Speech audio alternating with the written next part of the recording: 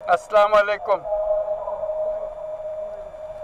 আজকে দেশের নেতৃবৃন্দকে সঙ্গে নিয়ে জাতির যে গুরুত্বপূর্ণ দায়িত্ব পালন করতে আমরা এসেছি, আল্লাহ তার জন্য আমাদের জন্য রহমত বর্ষণ করছেন। আল্লাহর রহমত নিয়ে আমি এই ঘোষণাপত্র পাঠ করব। বিসমিল্লাহির রহমানির রহিম। যেহেতু উপনিবেশ বিরোধী লড়াইয়ের সুদীর্ঘকালের ধারাবাহিকতায় এই ভূখণ্ডের মানুষ দীর্ঘ 23 বছর পাকিস্তানের স্বৈরশাসকদের বঞ্চনা ও শোষণের বিরুদ্ধে রুখে দাঁড়িয়েছিল এবং নির্বিচার গণহত্যার বিরুদ্ধে গণপ্রতিরোধ গড়ে 1971 সালে 26শে মার্চ স্বাধীনতা ঘোষণা করে রক্তক্ষয়ী মুক্তিযুদ্ধের মাধ্যমে জাতীয় মুক্তির লক্ষ্যে বাংলাদেশ রাষ্ট্র প্রতিষ্ঠা করেছিল। এবং যেহেতু বাংলাদেশের আপামর জনগণ দীর্ঘ আন্দোলন সংগ্রামের মধ্য দিয়ে এই ভূখণ্ডে স্বাধীনতার ঘোষণাপত্রে বিবৃত সাম্য, মানবিক মর্যাদা, সামাজিক সুবিচারের ভিত্তিতে উদার গণতান্ত্রিক রাষ্ট্র বিনির্মাণের আকাঙ্ক্ষাকে বাস্তবায়নের জন্য সর্বোচ্চ ত্যাগ স্বীকার করেছে, এবং যেহেতু স্বাধীন বাংলাদেশের 1972 সালের সংবিধান প্রণয়ন পদ্ধতি এর কাঠামোগত দুর্বলতা ও অপপ্রয়োগের ফলে স্বাধীনতা পরবর্তী আওয়ামী লীগ সরকার মুক্তিযুদ্ধের জন আকাঙ্ক্ষা পূরণে ব্যর্থ হয়েছিল এবং গণতন্ত্র ও রাষ্ট্রীয় প্রতিষ্ঠানগুলোর কার্যকারিতা ক্ষুণ্ণ করেছিল, এবং যেহেতু স্বাধীনতা পরবর্তী আওয়ামী লীগ সরকার স্বাধীনতার মূল মন্ত্র গণতান্ত্রিক শাসন ব্যবস্থার বিপরীতে বাকশাল নামে সাংবিধানিকভাবে একদলীয় শাসন ব্যবস্থা কায়েম করে এবং মত প্রকাশ ও বিচার বিভাগের স্বাধীনতা হরণ করে, যার প্রতিক্রিয়ায় 1975 সালের 7ই নভেম্বর দেশের সিপাহী জনতার ঐক্যবদ্ধ বিপ্লব সংগঠিত হয় এবং পরবর্তী সময়ে একদলীয় বাকশাল পদ্ধতির পরিবর্তে বহুদলীয় গণতন্ত্র, মত প্রকাশ ও বিচার বিভাগের স্বাধীনতা পুনঃপ্রবর্তনের পথ সুগম হয়। এবং যেহেতু 80-র দশকে সামরিক স্বৈরশাসনের বিরুদ্ধে দীর্ঘ 9 বছর ছাত্র জনতার অবিরাম সংগ্রামের মধ্য দিয়ে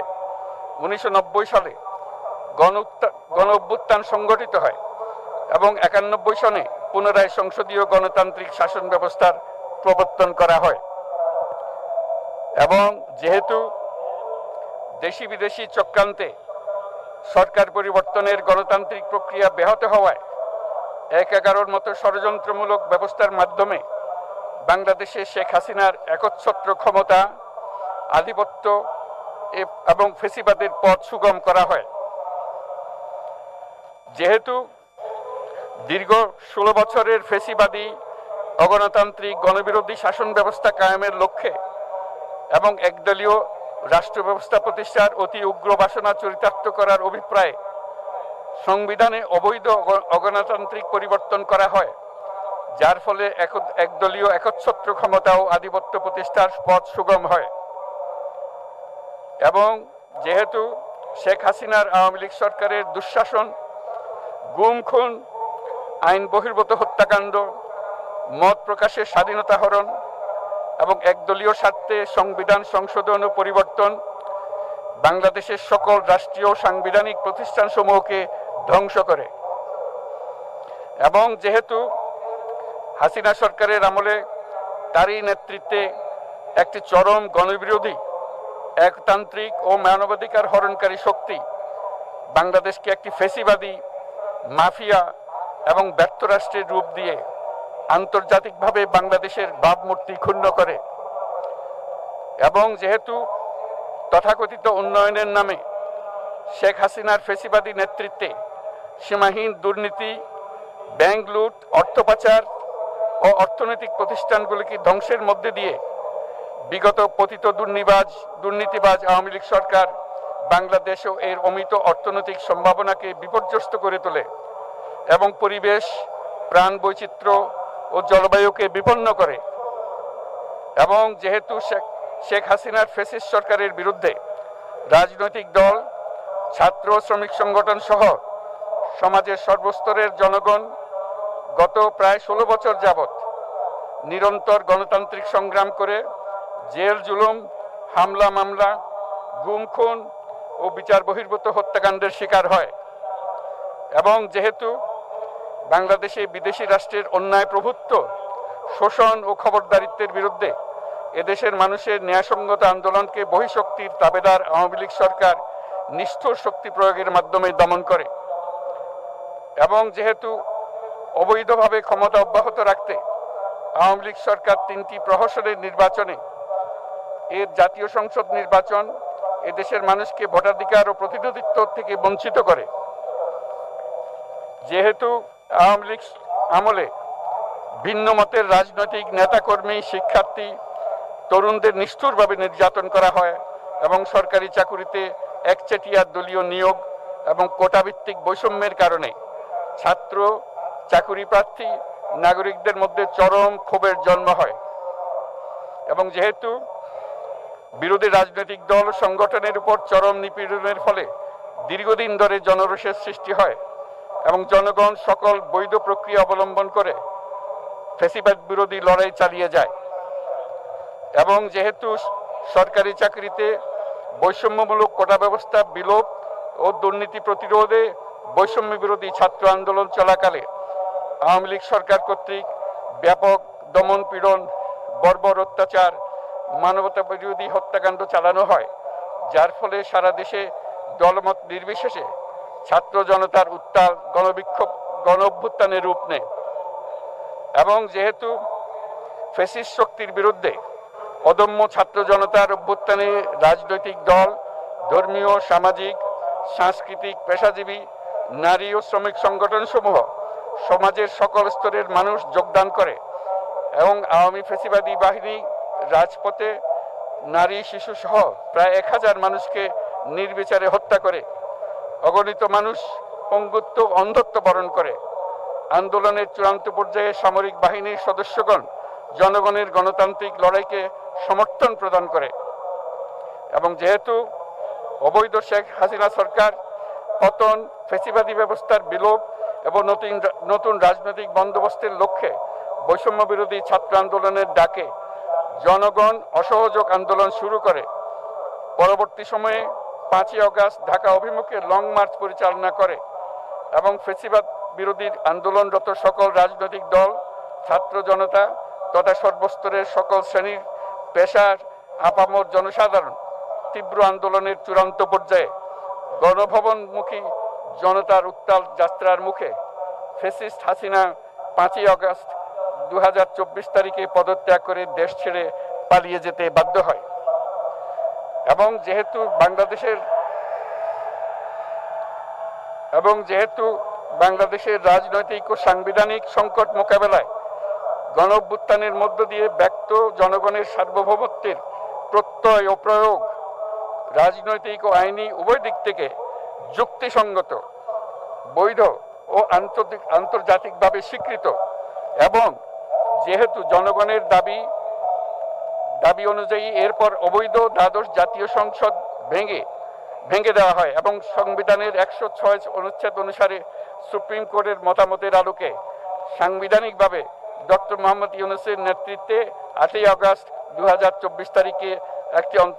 অন্তর্বর্তীকালীন সরকার গঠন করা হয়। এবং যেহেতু বাংলাদেশের সর্বস্তরের জনগণের ফ্যাসিবাদ বিরোধী তীব্র আকাঙ্ক্ষা এবং ছাত্র জনতার অভ্যুত্থানের মধ্য দিয়ে ফ্যাসিবাদ, বৈষম্য, দুর্নীতিমুক্ত সমাজ ও রাষ্ট্র বিনির্মাণের অভিপ্রায় প্রকাশিত হয়,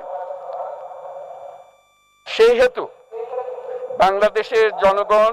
সুশাসন ও সুষ্ঠু নির্বাচন, ফ্যাসিবাদী শাসনের পুনরাবৃত্তি রোধ, আইনের শাসন, অর্থনৈতিক ও সামাজিক ন্যায় বিচার নিশ্চিত করার লক্ষ্যে নিয়মতান্ত্রিক উপায়ে বিদ্যমান